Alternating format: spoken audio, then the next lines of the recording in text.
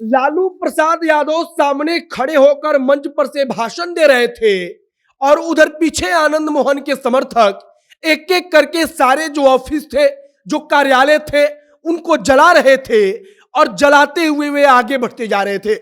यह कहानी पप्पू यादव सुना रहे हैं। पप्पू यादव कहते हैं कि लालू यादव मंच से भाषण देते हैं, वहां पर आनंद मोहन के समर्थक पीछे मतलब कि पूरे शहर में आगजनी करते हैं और वे धीरे धीरे एक एक घरों में, आप कह लीजिए कार्यालयों में आग लगाते हुए आगे बढ़ते जाते हैं। और जब वे उधर से वापस लौटते हैं तब पूरा का पूरा मधेपुरा उबल रहा होता है।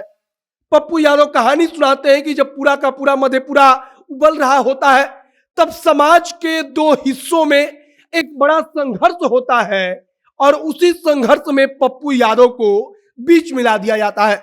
वो कहते हैं कि पप्पू यादव को उसमें भेज दिया जाता है, पप्पू यादव का नाम उसमें जोड़ दिया जाता है, जबकि वो पूरा का पूरा संघर्ष पप्पू यादव और आनंद मोहन का नहीं, बल्कि वो पूरा का पूरा संघर्ष समाज के दो हिस्से का था।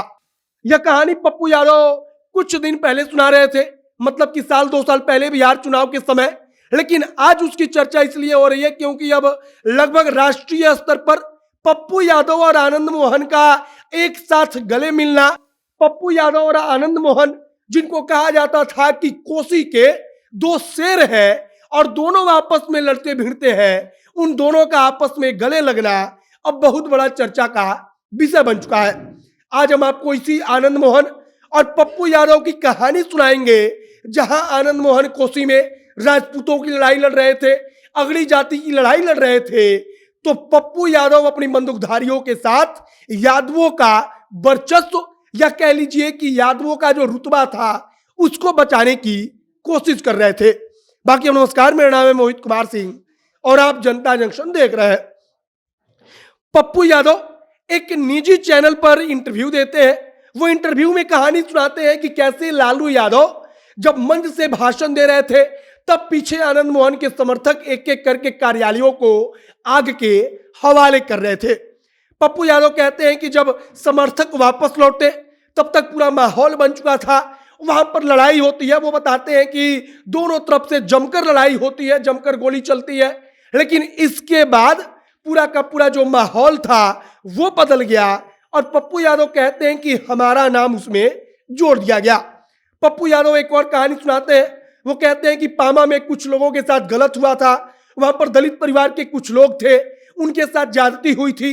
पप्पू यादव कहते हैं कि हम वहां पर पहुंचते हैं, वहां पर हम जैसे पहुंचते हैं उसके बाद हमारे ऊपर जमकर फायरिंग होती है।